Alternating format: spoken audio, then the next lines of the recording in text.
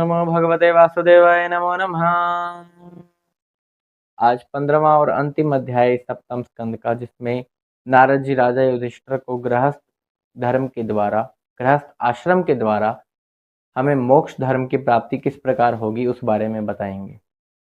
नारद जी कहते हैं, जो ब्राह्मण होते हैं कुछ ऐसे होते हैं कि जो आत्मज्ञान में रहते हैं, कुछ ऐसे होते हैं जो वेदों का स्वाध्याय करते हैं, कुछ ऐसे होते हैं जो गृहस्थ में रहकर अपने जीवन का निर्वाह करते हैं।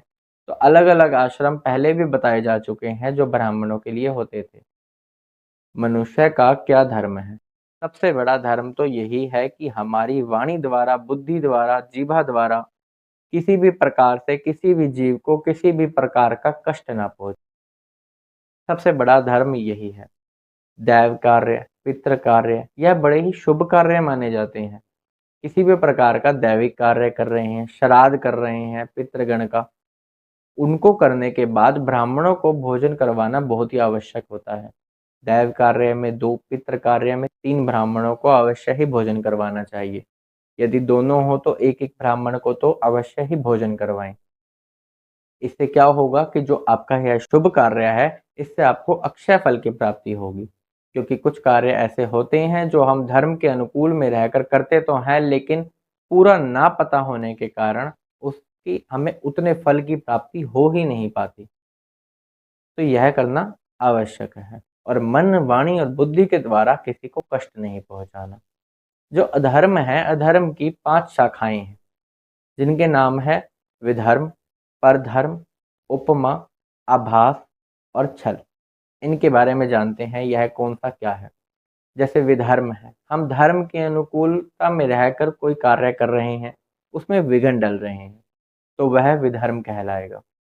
आभास, जिस आश्रम में हम रहते हैं, चाहे वो गृहस्थ है, चाहे वानप्रस्थ है, चाहे ब्राह्मणों में जो भी आश्रम है उन्होंने ले रखा है, और वो किसी और आश्रमों के नियमों का पालन कर रहे हैं, यानी अपने नियमों का उल्लंघन कर रहे हैं, तो वहां आभास नाम दिया गया है, यह अधर्म है। उपमा, उपमा का तो दूसरा नाम ही यूं मानिए दंभ और पाखंड है। पाखंड या दंभ के रास्ते पर यदि कोई चलता है तो वह उपमा और उपधर्म के नाम से जाना जाता है। एक है छल, शास्त्रों के वचनों को मद्देनजर रखते हुए उन्हीं वचनों में शब्दों का हेर फेर कर देना, यह छल कहलाता है। तो इस प्रकार एक परधर्म, परधर्म में कोई अन्य व्यक्ति किसी और व्यक्ति को उपदेश दे रहा है तो इसे परधर्म बोलते हैं। ये हमने जाने अधर्म की 5वीं शाखाएं। इन 5 शाखाओं को भी ध्यान में होना जरूरी है। अब हम जानते हैं कि यह जो मनुष्य है, यह संतोष कैसे प्राप्त करे, शांति कैसे बैठे मन में। इसी के कारण कईयों को नींद नहीं आती और नींद की बीमारी बन जाती है। गोलियां खा खा कर उनको नींद का आभास होता है, लेकिन यह जो नींद है यह संतोष के कारण ही आती है। और संतोष आता है सात्विक कर्म करने से। सात्विक यानी सारे के सारे शुद्ध कर्म होने चाहिए। किसी को भी कष्ट नहीं देना चाहिए हमें, चाहे कोई भी हो, चाहे उसने हमारा बुरा ही क्यों ना किया हो। आगे फिर जो हिसाब किताब लिखे जा रहे हैं, उसको अपने कर्मों का हिसाब किताब अवश्य ही मिल जाएगा। आपको उसमें प्रयास करने की जरूरत नहीं है, आप उसमें अपने आप को ही कष्ट पहुंचा रहे हैं। फिर जो संतोष आत्मा में रमण करने वाले संतोषी को मिलता है, वह संतोष विषय भोगों की ओर दौड़ते हुए, चाहे उसने कितना ही धन क्यों ना इकट्ठा कर लिया हो, उसे कभी नहीं मिलेगा। क्योंकि जो आत्मा में रमण करते हैं उन्हें इस शरीर से फर्क नहीं पड़ता।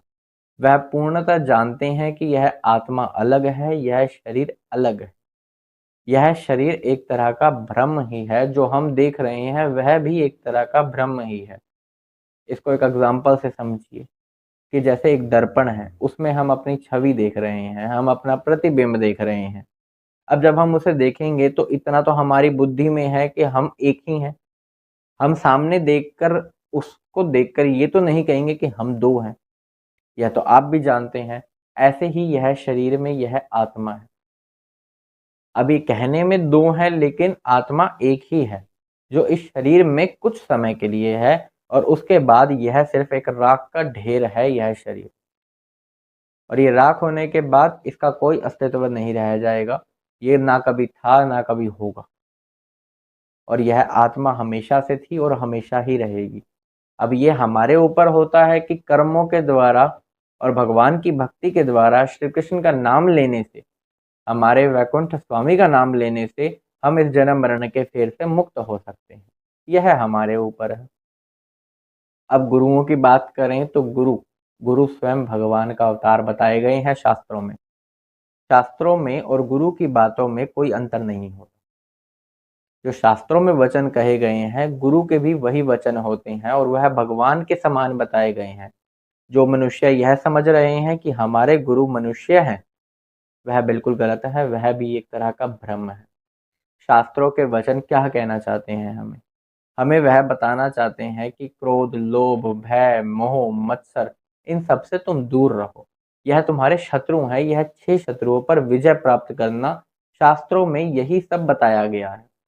लेकिन इसको समझने के लिए कोई यह नहीं है कि आप वेद और ग्रंथों का ही सेवन करें। इस बात को जितना जल्दी होए उतना समझ जाएं कि हमें क्रोध, लोभ, भय, मद, मत्सर, उन्मत्त होना, प्रमाद करना, किसी से छल करना, किसी की उन्नति को देखकर जलना, तृष्णा, भोग, विलास, विषय, भोग और इसमें अपने जीवन निकाल देना, यह मूर्खता है। इन पर विजय प्राप्त करना जल्द से जल्द यही सही है। इसका कंपैरिजन भागवत जी में घोड़ों के साथ किया गया है कि घोड़े और रस्सी यह दोनों संभाल कर चलें तो मन और बुद्धि संभाल के चल रहे हो, यह मान लो। और यदि इनमें से एक भी भटका तो यह घोड़े और रस्सी की चाल तुम्हें ऐसी जगह ले जाएगी कि तुम्हें यह खुद ही डाकुओं के हवाले कर देगी और तुम तब कुछ नहीं कर पाओगे। तो जब समय रहते समझ जाओ, यह मनुष्य जीवन बड़े ही कठिनाई से मिलता है और इससे पार जाना बहुत ही आसान होता है। जो हमें इस मनुष्य जन्म में प्राप्ति हो सकती है, वह किसी और जन्म में हो ही नहीं सकती। देवता लोग तरसते हैं इस मनुष्य जीवन में आने को, क्योंकि इससे परमात्मा की प्राप्ति होती है। हमारे श्री कृष्ण मिलते हैं इससे। अब हम जानते हैं कि नारद जी अपने बारे में क्या बताते हैं राजा युधिष्ठिर। वह कहते हैं कि मैं पिछले जन्म में एक गंधर्व था। वह पिछले जन्मों की बात कर रहे हैं अपने और कहते हैं मैं एक गंधर्व था। स्त्रियों में रमण करने वाला था, बड़ा ही सुंदर था। स्त्रियां मुझसे बड़ा ही प्रेम करती थी और मैं स्त्रियों से बड़ा ही प्रेम करता था। उनके साथ भोग विलास करता था, उन्मत्त रहता था, उन्हीं में ही मगन रहता था। एक दिन उन्हें समाचार मिलता है कि ज्ञान सत्र हो रहा है। ज्ञान सत्र यानी कि वहां पर सभी संत एकत्रित होंगे और वहां पर भगवान की लीलाओं और गुणों का गान होगा। वहां पर अप्सराएं भी बुला रखी थी, क्योंकि वहां पर भगवान की लीलाओं का गुणगान होना है। यह सब जानते हुए भी वह जो गंधर्व था यानी नारद जी थे, अपने पिछले जन्म में वह स्त्रियों के साथ रमण करते हुए वहां पर पहुंच जाते हैं और देवता लोग कहते हैं यह तो हमारा अपमान है, यह हमारी अवहेलना की है इसने। और वह उन्हें श्राप दे देते हैं कि जाओ तुम शूद्र बन जाओ। उन्हें शूद्र का जन्म मिलता है, दासी का एक पुत्र के रूप में पैदा होते हैं। लेकिन भाग्य ऐसा देखिए कि दासी के पुत्र जो नारद जी के पिछला जन्म था, उनको संतों की सेवा मिल गई। अब उन संतों की सेवा पाकर उनको ब्रह्मा जी के पुत्र बनने को मिला अगले जन्म में। तो मैं आपको यही बताना चाहता हूँ कि संतों की सेवा का लेवल क्या है, आपको उससे कौन से फल की प्राप्ति होगी। जो फल की प्राप्ति किसी भी चीज से नहीं होगी। हमारे भगवान के इष्ट हैं ब्राह्मण, और इन ब्राह्मणों की संतों की सेवा करने से ही उन गंधर्व जो शूद्र बना नारद जी का पिछला जन्म, उनको प्राप्ति होती है पुत्र की, और वो भी ब्रह्मा जी के पुत्र। और इस प्रकार उनको यह आशीर्वाद भी प्राप्त हुआ कि वह भगवान की लीलाओं के गुणगान कर सके, इसलिए वह त्रिलोक में विचरते रहते हैं। नारद जी का मिलना कभी भी व्यर्थ जाता ही नहीं है। उनकी बातों में कुछ ना कुछ सच्चाई होती है जो हमें बहुत कुछ सिखा के जाती है। कभी व्यर्थ नहीं होता उनका मिलना। नारद जी कहते हैं कि अब मुझे तुम विदा दो। तुम बड़े ही भाग्यशाली हो राजा युधिष्ठिर। तुम्हें जो यह मनुष्य जन्म मिला, इसमें तुम्हारे भाई बंधु के रूप में स्वयं भगवान श्री कृष्ण हैं। तीन लोक के स्वामी एक मनुष्य के अवतार में तुम्हारे साथ हैं, यह कोई छोटी बात नहीं है। जो ऋषि होते हैं वह परिक्रमा लगाते हैं उस जगह की जहाँ पर भगवान श्री कृष्ण रहते हैं। वह उनको तरसते हैं ढूंढने के लिए।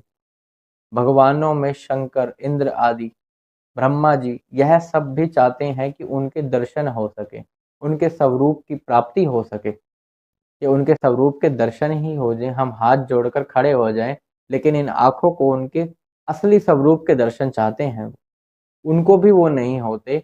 और राजा युधिष्ठिर, तुम तो बड़े ही कृपालु, तुम पर तो बड़ी ही कृपा हो गई है उनकी, जो तुम्हारे साथ स्वयं तीन लोक के स्वामी तुम्हारे साथ हैं, इसलिए तुम सभी कठिनाइयों का सामना कर पा रहे हो। तुम्हारे ऊपर किसी प्रकार की कोई कठिनाई है ही नहीं। तुमने सारे रास्ते यों के यों पार कर दिए हैं। जो कार्य होते हैं वह भी कुछ प्रकार के होते हैं जो जीवन के अंदर किए जाते हैं, जैसे बगीचा बनवा देना, देवालय बनवा देना, प्याऊ लगवा देना। यह वो कार्य है जो यह रिप्रेजेंट करते हैं कि जहाँ पर अशांति हो वहाँ पर सकाम भाव आ जाए, वहाँ पर शांति हो जाए, इसलिए वहाँ पर कई जगहों पर प्याऊ लगवाए जाते हैं। नारद जी राजा युधिष्ठिर की प्रशंसा कर रहे हैं। राजा युधिष्ठिर आनंद से विहल हो रहे हैं। उनके आंखों से अश्रुओं की धारा बह रही है।